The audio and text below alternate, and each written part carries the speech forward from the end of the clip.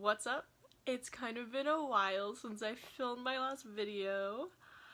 Sorry about that. I really have no good excuse. Finals week hit and then I was just kind of enjoying my break. Haven't really been to Disneyland since I've been home because unfortunately my pass got blocked out the last 2 weeks of December and then just opened up last week. But I am going on Monday, which is in 2 days from when I'm filming this, and hopefully 2 days from when I upload if I edit fast.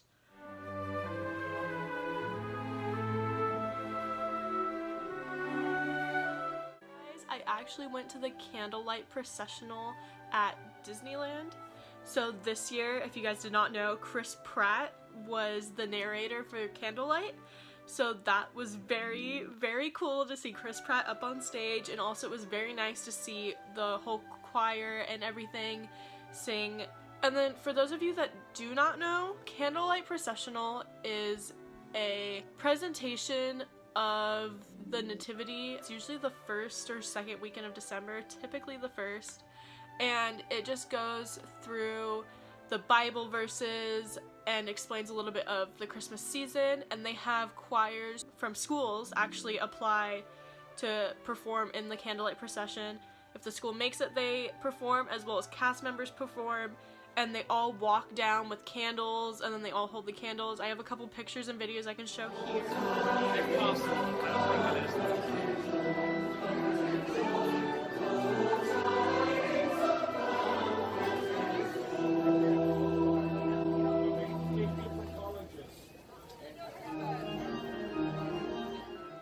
Yeah, it was just a very nice ceremony. I went last year and I felt like this year was a little bit better just because, I don't know, last year was Chris Hemsworth, it was still a big name, but Chris Pratt had a very nice ending speech where he talked about his personal life through his religion and stuff, and it was just very moving. I don't know, I really liked it this year.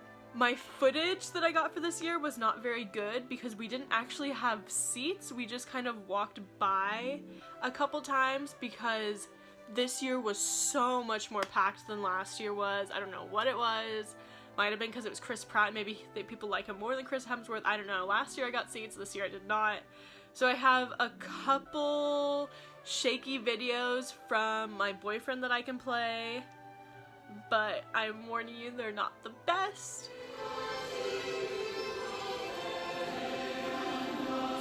The house, David. Virgin's name is on the right. Mary. His special creation, each of us attempting to please him now.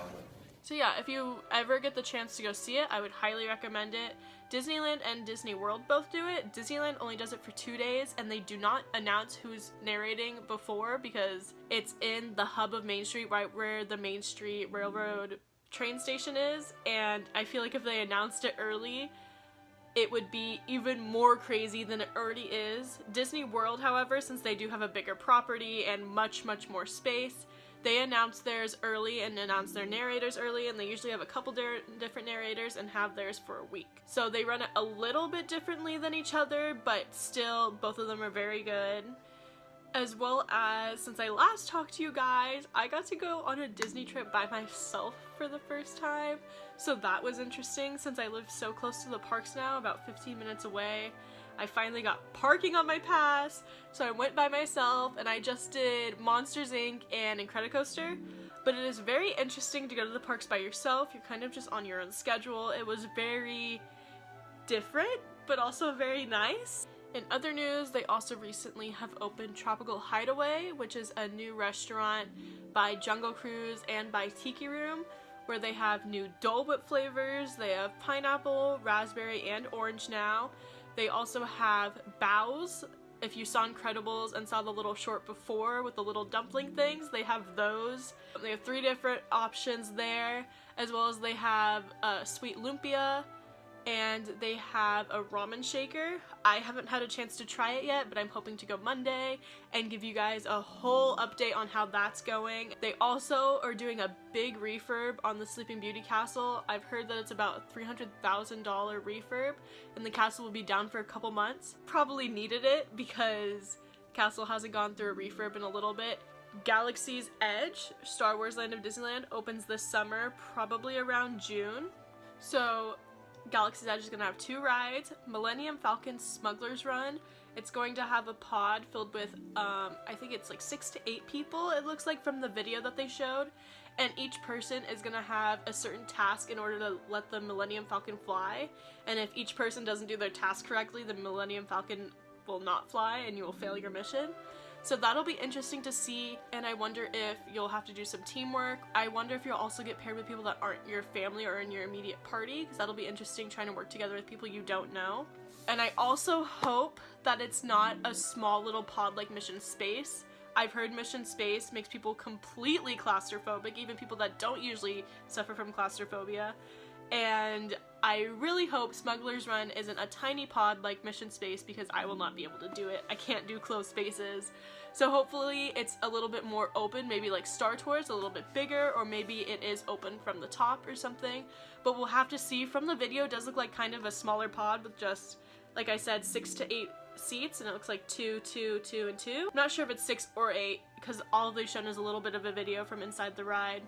But it should be interesting, and I'm excited to try it. And the other ride is called Star Wars Rise of the Resistance.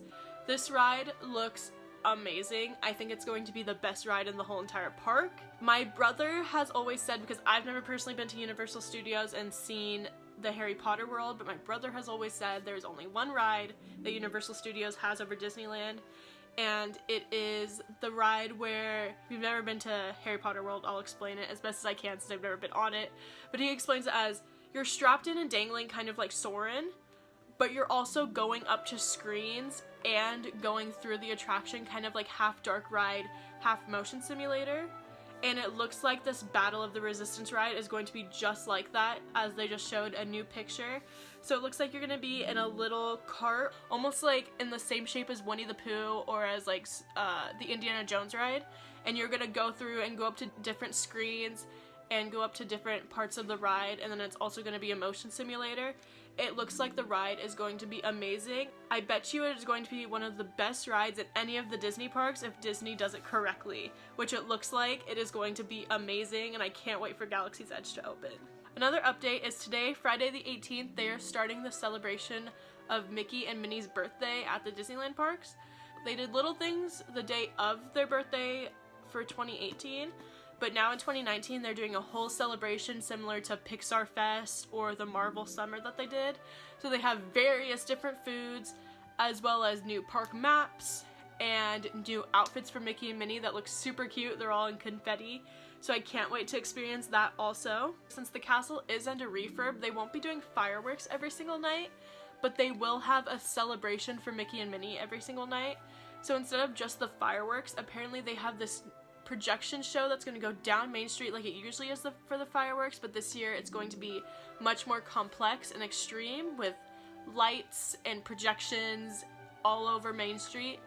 So it's going to be interesting to see if it'll be as cool as when they have fireworks playing with the show also, because usually they have the projection down Main Street, the projection on Matterhorn, the projection on Small World, and fireworks.